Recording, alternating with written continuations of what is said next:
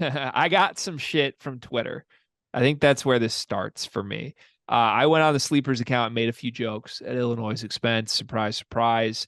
I swear I'm not trying to troll at this point. I'm really not. I just found what happened with Illinois' coverage of this game hilarious. Like, first off, they started a walk-on named AJ Red, who I did not even know exists until the Illinois Twitter account tweeted out their starting lineup for this game. AJ Red's in the starting lineup along with Ty Rogers, Terrence Shannon, Coleman Hawkins, and Luke Goody. So like 4 starters and AJ Red. Like what? You go to ESPN profile AJ Red. It's a picture of RJ Melendez. Like I was cracking up. So I tweeted about it. Then after that, Illinois' official Twitter account tweets out a halftime update. It's the first tweet. No in-game updates. They just tweet out halftime update in Madrid. Illinois down 2 points at half. Then 30 minutes later, they delete that tweet, which I found hilarious. Like you can't tweet a score that has you down by 2 and then delete it. Come to find out hours later, they deleted it because they were actually wrong about the score. So some intern probably posted this and got it wrong. Illinois was up 2 at half, not down 2. So look, do I look stupid in hindsight for making jokes about this? Maybe. Do I care? No. I still find it hilarious that Illinois' official Twitter account like is deleting tweets that say they're trailing in Madrid. That's so funny to me. Point is, Illinois goes on to win this scrimmage cart. There were a lot of takeaways. First off, they didn't shoot the ball well, but there were some positives here. We are going to talk about some positives as well. And ultimately, they won the game against the Madrid All-Stars by a score of 84-73. So we did not get footage of this. We fished around. There was no footage shared with us. We haven't seen it. We've only read the box, and we've seen highlights. What are your first impressions of this Illinois basketball team? I'm going to stay on the positive side here. From the highlights that I saw, Dane Danger's still a monster. I got my Danger Zone flashbacks. That's still definitely a thing. That dude is, I think, a lot more skilled, too, than he gets credit for. Like, I think he can do a lot of things. He's not just like a guy who overpowers you. He actually has a variety of, like, actual post moves and counters, but while also being a massive human being. So he's very impressive. Just straight box score watching, Sincere Harris was filling up the stat sheet all over the place. I believe he had 5 steals in this game, which kind of goes along the lines of Sincere kind of becoming that player who's like a utility guy, I think, who plays extremely hard, picks up full court, him being that guy. And then the last thing I'll say, 3 for 25. Obviously, that number sticks out to you. But what I will say is that dipping into my previous years of, playing D3 basketball at Alameda College, it's hard to shoot overseas. It's hard to shoot overseas. No. It truly, it's not hard to shoot overseas, but like you're doing this trip, you're going across the country, you're flying like 15 something hours, time change. These gyms are usually stupid hot. The floors are sometimes shitty, like stuff around. There's a lot of outside elements that make this kind of hard to shoot. And this is their first game in this setting, in this gym. I could see, shooting being difficult, to be honest with you. I also wouldn't be surprised if they came back next game and shot a lot better than this. I don't think it should be a holy shit, this team's not going to be able to shoot at all during the season. We're screwed. Like, I think that the thing is, it might flip around. I wouldn't go into full-on panic mode yet. And I feel like you might be different in this sense. It's not a full-on panic mode. I'm going to try and be measured with this, but they can't shoot worse. Like talking about, they might come back and shoot better. They cannot shoot worse than 3 for 25. They could. They won't. I thought there were a lot of positives here. I'm going to start with you as well on the positives. I think you were right to lead with Dane Danger. He led everybody in scoring, 16 and 15, I believe. We've always been Dane Danger fans. The other thing is he did that in 19 minutes. Like, imagine if he played 35 minutes. I don't know what his conditioning is like at this point, but like if Dane Danger is just the every rep center for this team, like that production would have been like 28 and 20. And I think he's capable of doing that in the Big Ten. Like, maybe not 2020s, but I think like if Illinois wants Dane Danger to be a 30-minute guy, I think he is good enough to be an all Big Ten center. I really believe that. I think we've seen that. Last year's team didn't want to use him in that role. They wanted him to be like a 20-minute guy and sometimes play Coleman at the 5. I have no idea what Illinois is going to do with that this year. He's got to be good defensively, but I think he's a good enough rebounder, and he has the offensive game for that to happen. That's why when we did our lineups last week, I had Dane Danger in my starting lineup. I don't believe you did. I think you had Coleman at the 5, which I think the reality is going to fall in between us. Like some games Dane's going to start, some isn't. I think it's best for Illinois if they just pencil him in as a starter and play him in 30 minutes. Next, you called out Sincere Harris. He was incredible. And again, this is a lot of just box score reading. There were some highlights you could see of Sincere in this game, but I feel like he's the forgotten guy when we talk about like guys that are going to take jumps. Everybody's talking about Ty Rodgers because they're putting Ty Rodgers in front of a microphone repeatedly to be the voice of this team. He's a point guard. Ty.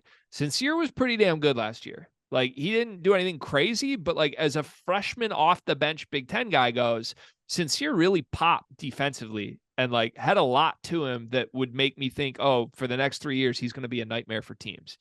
The most impressive thing about Sincere in this game was he led the team in shot attempts, Carr. He had 14 shot attempts. He went 6 for 14. Nobody else on the team had more than 10. So like there was a lot of talk. There were interviews with Sincere where he talked about like, I need to not be a liability anymore. Like I have owned the fact I wasn't good enough offensively. I didn't have anything to provide offensively last year.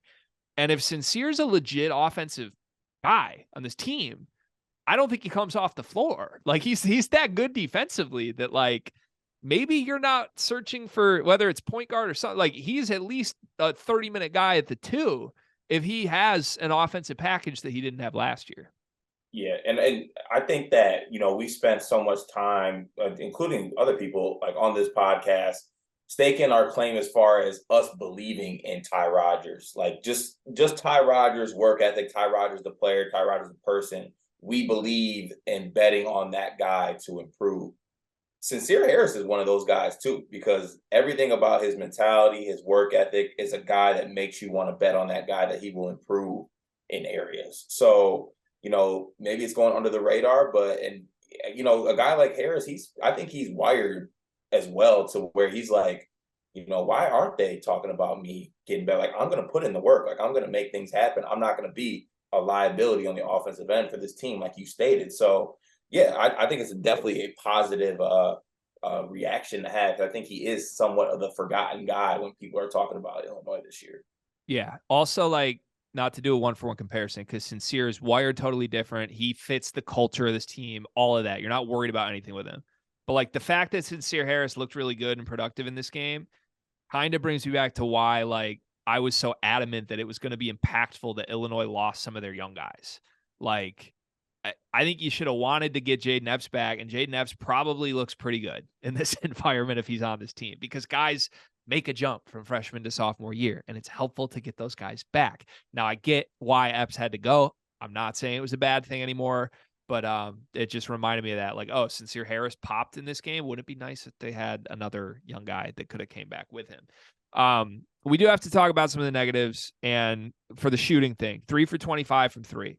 The more concerning number, because that's just like an outlier. Okay, they didn't shoot well for a game. That's bad, but that happens. They shot 17 for 31 from free throw.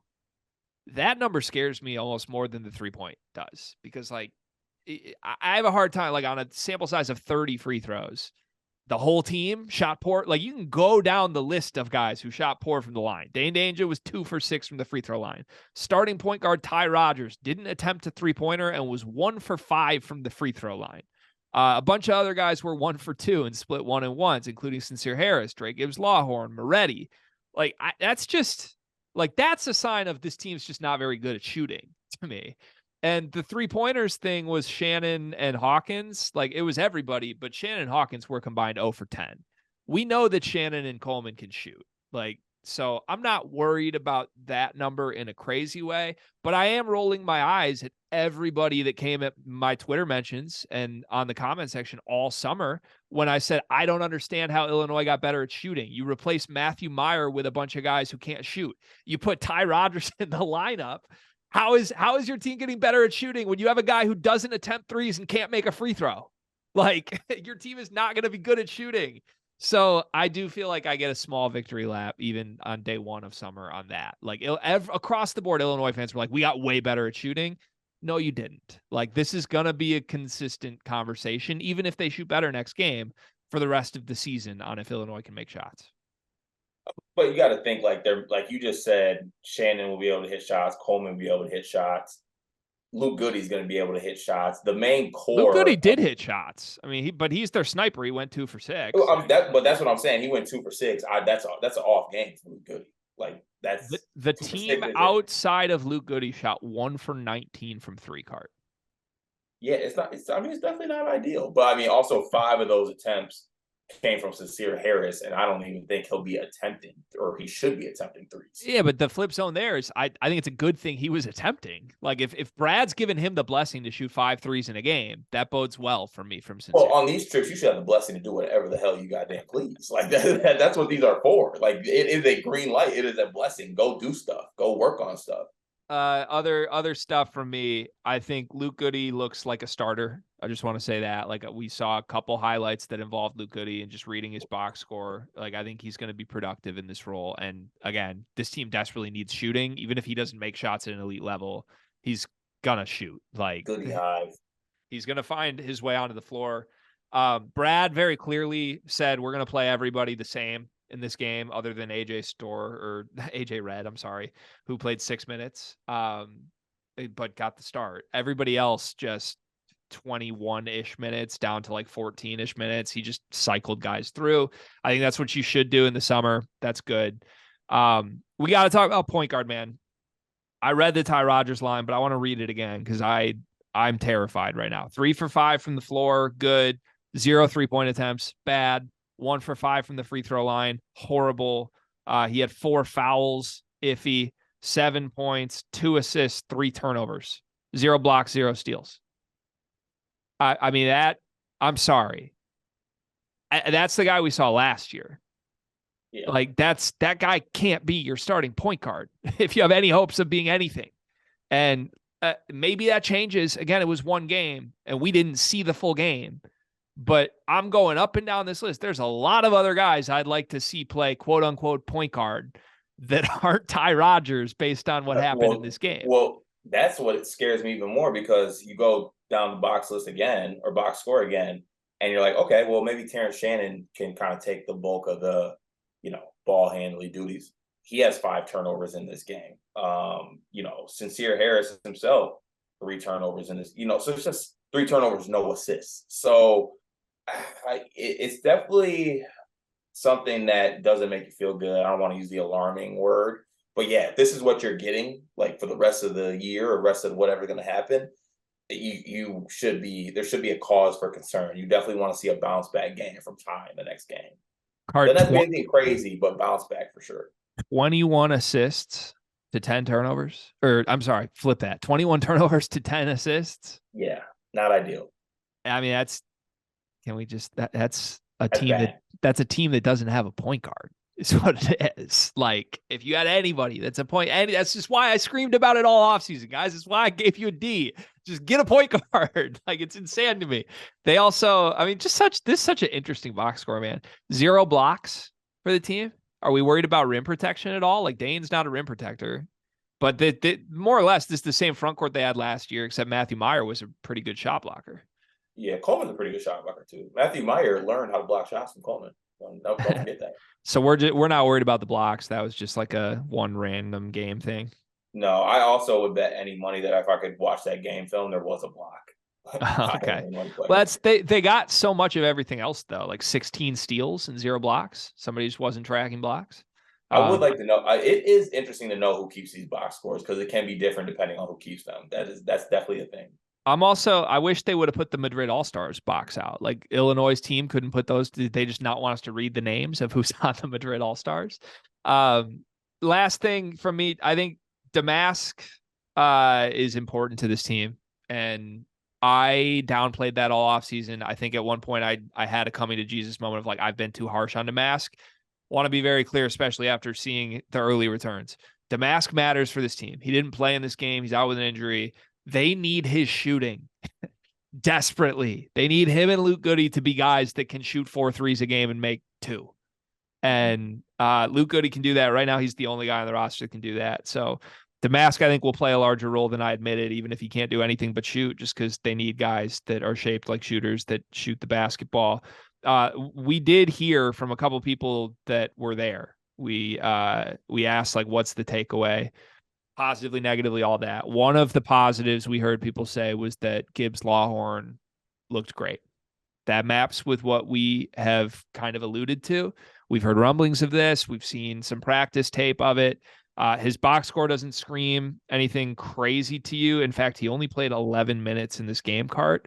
That's tied for the second lowest of this entire group with Amani Hansberry, the other freshman. But he was 2 for 6 from the floor. He was 0 for 2 from 3, 1 for 2 from the free throw line. He didn't shoot it great. 5 points, an assist, a turnover, and a steal.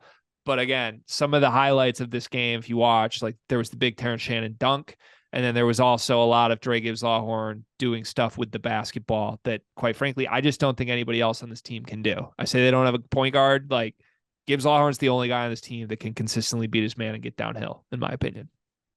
Yeah. Well, I throw Shannon in that mix too. And Shannon. But yes. So, still holding Gibbs-Lawhorn stock then from your end after this game? Yeah. Okay. Why was everyone getting mad at us for calling him Carson Edwards 2.0? It was mostly Purdue fans who thought that was a crazy comparison. I mean, I guess I don't want to get mixed into whatever that situation is between the drama between those two fan bases, but like, it's clearly obvious. Like when you watch him, that's kind of who you see. I mean, yeah, I don't hate it. That comp to me was more about Ty Rodgers being no gel, and we're talking about like a dynamic guard playing with them. I don't think it's like a 1-for-1. Gibbs-Lawhorn reminds me of Carson Edwards the way he does you. I've heard you say that. Carson to me was just so like he was the best step back 3 guy in the world. Like he was going to get 6 off the dribble threes every game and make 3 of them or 2 of them that he just creates by himself. I don't think Gibbs-Lawhorn can do that from what I've seen. I think he's bouncy and can get downhill, but like I have questions about, is he going to create threes for himself or not? Or do you even want him doing that? Like that was Carson's whole game. So I got to see that. I don't even think Brad would let TGL do that. Yeah. It's very interesting to me. He only played 11 minutes in this game. Yeah. That's 6 minutes less than Justin Harmon. So Harmon looked good, by the way. I also heard that when I say we heard things from people, they were also impressed with Harmon. So I think stock is up for DGL and Harmon right now in the backcourt. You know what that means. They're stock down for somebody else in that backcourt right now. So more to come, of course. And any comments from you on our mentions? I had to block a couple people, Carl. I don't like blocking people. I didn't tell you that. I didn't like. I wasn't able to keep up with what was going on. To be honest with you, I just saw that we were getting mentions and whatnot, and I was like, "Oh, what's Gregory up to?" People think we're just trolling. Like it's not trolling. Like it. Like and then after Illinois' official account deleted the halftime tweet, they posted the final score, and everybody like went back to my tweet and was like, "And what's the update?"